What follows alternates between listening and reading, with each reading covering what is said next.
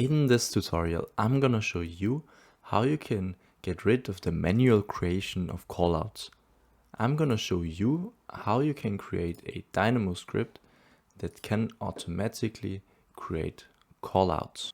Welcome to yet another tutorial.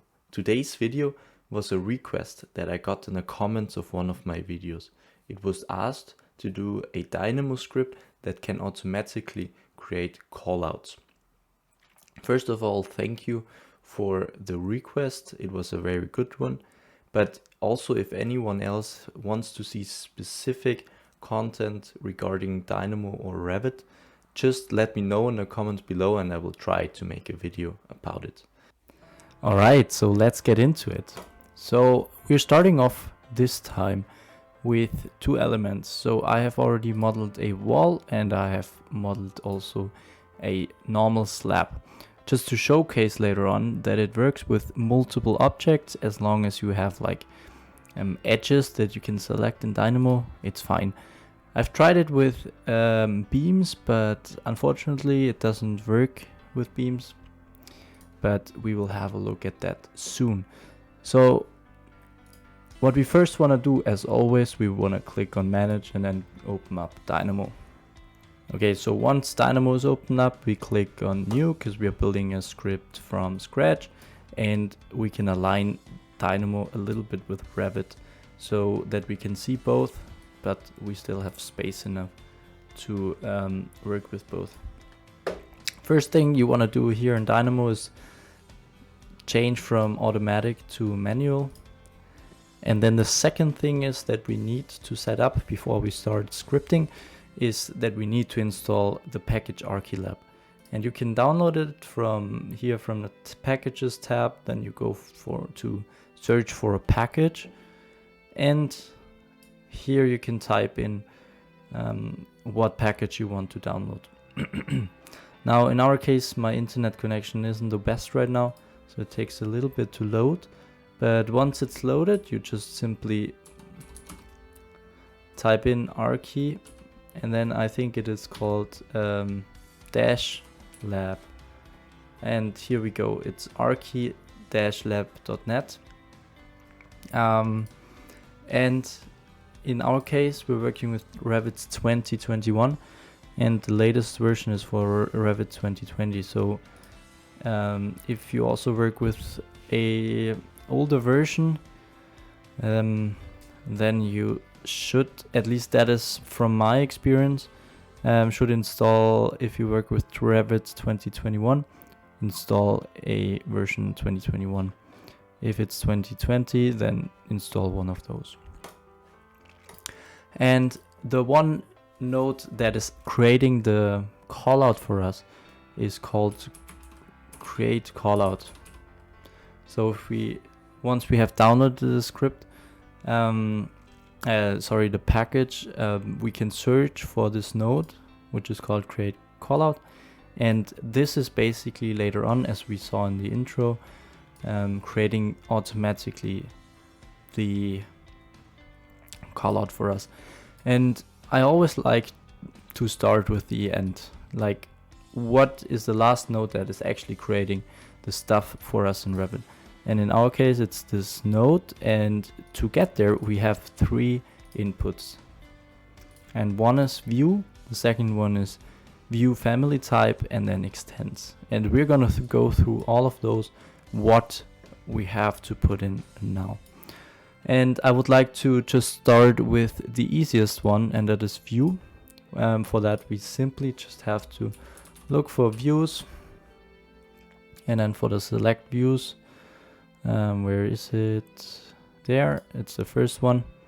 And here it is extremely important that you listen carefully, because it took me quite some time to figure that out.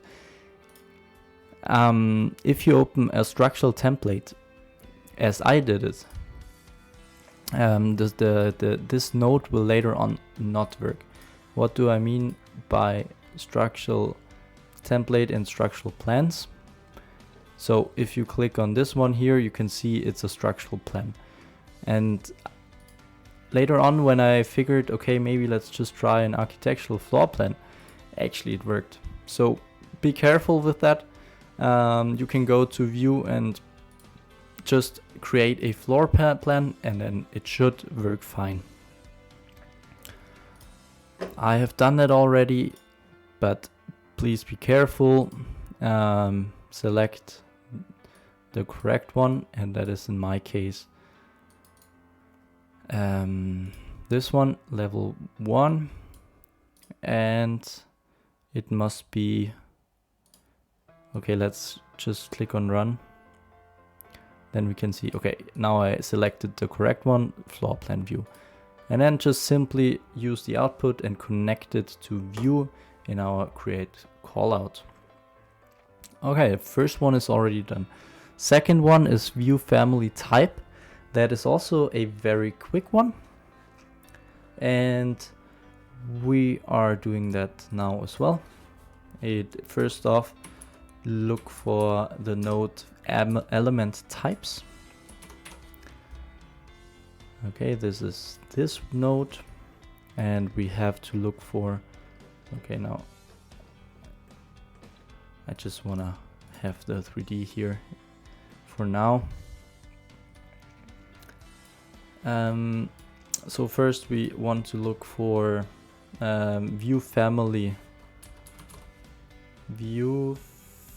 Where is it? View family type.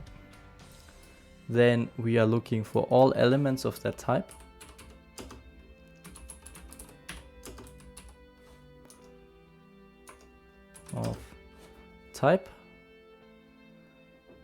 And that must be this one, and we're also again connecting those. Okay, so and then at the end we just need one as an input, so I'm just gonna take the first item of that list, and that basically is list. So you can use actually anything you want. What I do here is I simply click on run, show it very quickly. I just take the first element from that node. Here it has the same ID. That's what I do with that. I can name it whatever I want, but basically what we have here is a list, and I'm just taking the first item, which is from that list, and I can define that list however I want. Okay. Alright, so now we already have two inputs for our create callout. And now it's getting a bit more tricky and a little bit more geometry. So first off, what we want to do in this tutorial is I chose that we want to select a edge. That can be a edge of a element like a wall or a slab. So this is basically the node, and what you can do here is select a curve in Revit, and what you get is a edge. When you run it, you get actually a line, and now you can do whatever you want with that line, and that's what we're gonna do. So first I'm gonna pick the start point of that curve with start point curve. Again, when I run it, we get a point here with coordinates, and now we are transforming this point a little bit. So first off, I always like to do that with geometry translate. Where do we have it? Distance, I think it's that one. Yes, exactly. So first off, geometry is our point, and then we want to really have it simple in this tutorial. I just take the x-axis and the vector of the x-axis and the y-axis, because we need to basically I forgot to tell that, but extends, when we hop over it, it is basically the geometry of the callout, and that is what we are building up here. So we have one input that is a curve. We pick a point from that curve, and from that point we are building a rectangle. So what I'm doing here now is I'm simply taking x-axis as a direction, and then I define here with a code block a distance to which I want to translate that point, to which how much I want to move it. And now I typed in 2000 because I have millimeters in my project. Alright, then what we do now is we're gonna take this one, copy, like Control C, Control V, then you can copy and paste it. And we are basically doing here the same, just in the other direction, minus 2000. And what is great about distance, what is great about Dynamo is that we can actually see our geometry in Dynamo. If you just click up here in the right corner, enable background 3D, preview navigation, and then right click, zoom to fit, then we can actually see our geometry and have it in the background while we are scripting as well, which I believe is really helpful. So, and when we click on that node, this point is blue, so that means that we created this point with this. And when we click on this, we see that the other point was created. And now I'm just gonna take this node, copy and paste it, and take that geometry as an input. And I want to have 2 times the v-axis as a direction. So I'm gonna copy and paste this again.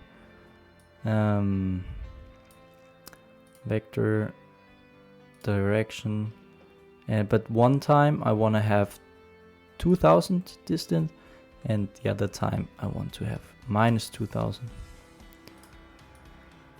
Okay, let's run it and see what we get. Okay, that was not successfully run. What is the problem? There is no version of geometry. Translate. I think I messed up the 2 inputs. So I want to have the direction y-axis, and I want to have minus 2000.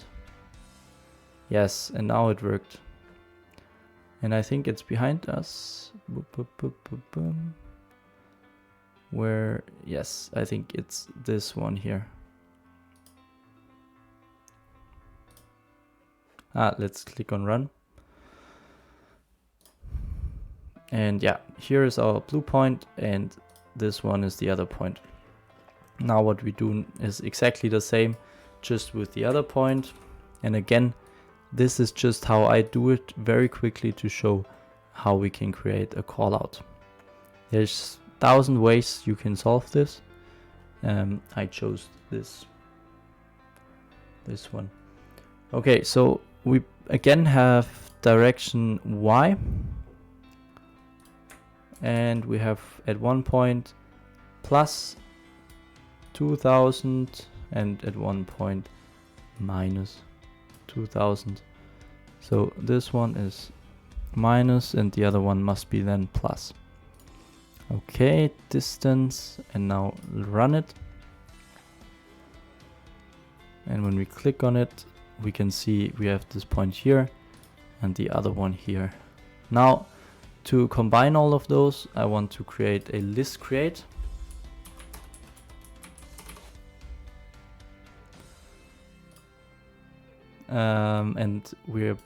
But we need to be careful because we have to consider the right order here. Okay, so this is the first point that goes into our list. Then this one here is the second one. Before I click on anything, this point needs to be the next one. And this one is not the correct one, but this one here. And then the last one must be this one. Okay, now we got our list, and what we do now is we simply create a rectangle by corner points.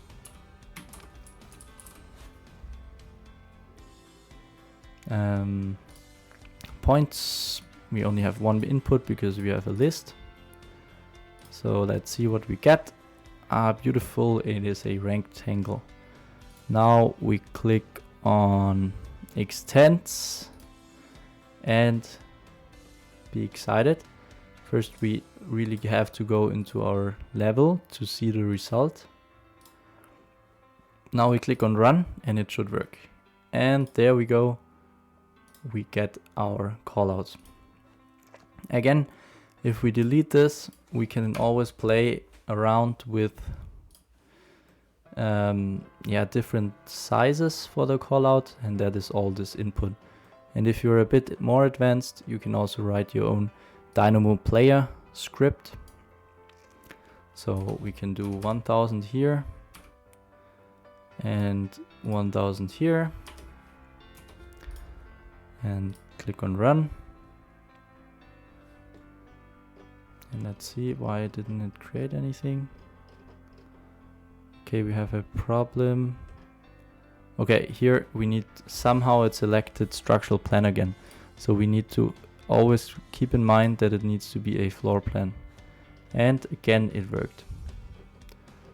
And at the same time, while we have the script open, we can of course select another edge, like the edge of the wall. Now I don't know why it's not selecting this one. Let's go in 3D. Select it here. Go back and have a look. Yes, and there we go. We also got our callout created here. And now we have two.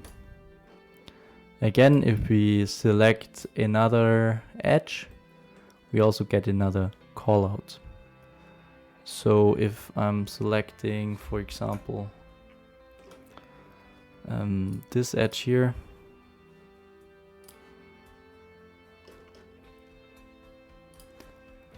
run, then I should also get a callout there.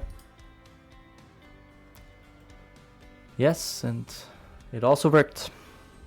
I hope this tutorial was useful to you. If it helped you, then please click the like button below.